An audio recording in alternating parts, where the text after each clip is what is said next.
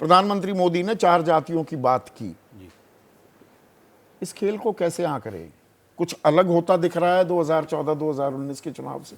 देखिए, अगर बहुजन समाज पार्टी के संदर्भ में देखें तो बहुजन समाज पार्टी की, मायावती की विशेषता ये होती थी कि उनका जो जनाधार था, यानी उनका जो मूल आधार होता था, खासतौर से जाट ऑफ वोट, वो उसको ट्रांसफर करने की क्षमता रखती थी। वो किसी भी बिरादरी के उम्मीदवार को खड़ा करें, उस उम्मीदवार की कीमत इसलिए बढ़ जाती थी क्योंकि उसको उस इलाके का तमाम जाट ऑफ वोट मिल जाता था। हाँ, बंधा हुआ वोट मिल जाता था। फिर उम्मीदवार की जिम्मेदारी होती थी कि वो अपनी बिरादरी का वोट कुछ लाए, और इस तरह वो टक्कर में आ जाता था। इस तरह मायावती का वोट भी बढ़ता था, राष्ट्रीय पार्टी भी इसी तरीके से बनी। लेकिन पिछले विधानसभा चुनावों में ये पहली बार दिखाई दिया कि वो अपने वोट को ट्रांसफर नहीं करा पाई। उनका वोट प्रतिशत 13% रह गया और उन्हें 1 सीट प्राप्त हुई। ये उनके लिए एक बहुत बड़ा, उनकी पूरी राजनीति पर एक बहुत ही बड़ा मरणांतक प्रहार था, जिसका संशोधन वो इस चुनाव में करना चाहती हैं। वो इस चुनाव में दिखाना चाहती हैं कि हम अपना वोट गैर जाटव उम्मीदवारों को भी ट्रांसफर कर सकते हैं जगह जगह।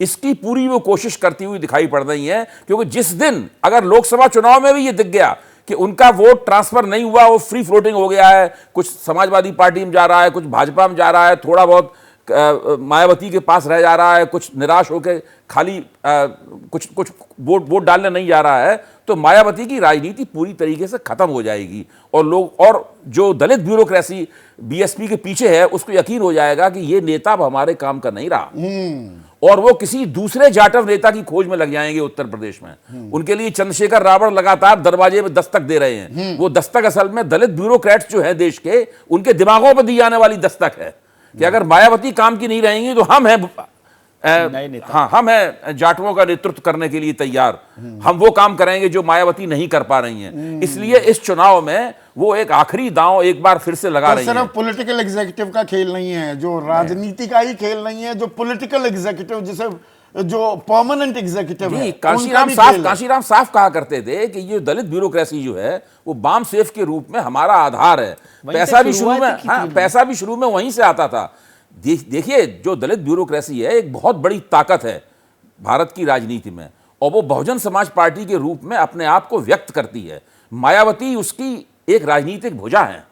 तो अगर सिर्फ खेत की बुआई कर रहे हैं जैसे मनोहर राजन ने कहा, या दरअसल फसल रौंदेंगे भी और अपनी फसल खड़ी भी करेंगे? दोनों काम। देखिए, अब चुनाव में उम्मीदवार जो उसका फलितार्थ निकलेगा वो निकलेगा। हम सब लोग उसको 4 जून को देखेंगे। कहां वो वोट कटवा साबित होते हैं, कहां वो वोट खींचू साबित होते हैं, कहां वो अपना उम्मीदवार जिताते हुए लगते हैं, कहां वो दूसरे को हराते हुए लगते हैं, ये तो बाद में पता चलेगा। उन्होंने अपनी बिसात बिछा दी है। ये चुनाव है, चुनाव का नतीजा तो बादी में निकलता है। मुझे लगता है मायावती के लिए बिल्कुल करो मरो का खेल है। अगर इस बार भी अपना वोट ट्रांसफर नहीं करा पाई तो खेल खत्म है। यही शब्द मैं इस्तेमाल करने वाला था और आपने वो कर भी दिया। पर ये सिर्फ उत्तर प्रदेश की बात नहीं है। अगर मैं थोड़ा खाका और खींचूं और ज्यादा अगर मैं बात करूं हिंदी पट्टी की, जहां पर जो मैंने शुरुआत में कहा, हम उत्तर प्रदेश के बारे में ये भूल जाते हैं कि वहां पर 80% से कम का स्ट्राइक रेट रहा, जबकि बाकी सब जगह विजय वो 95 to 100% था। तो ये जाति का खेल सिर्फ यूपी तक सीमित है, ये पूरी हिंदी पट्टी में थोड़ी गूंज सुनाई देने लगी? देखिए, सभी जगह जाति कभी, जैसे मैं बिल्कुल बद्री से सहमत हूं और सब साथियों से सहमत हूं कि जाति कभी भी अंतिम रूप से पृष्ठभूमि में नहीं गई।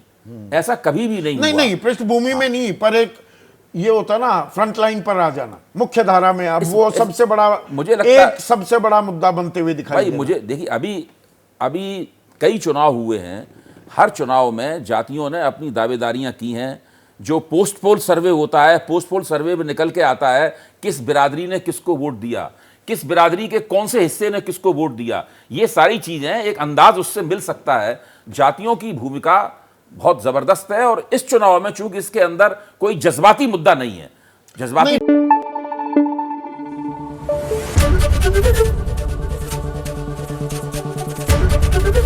एबीपी न्यूज आपको रखे आगे।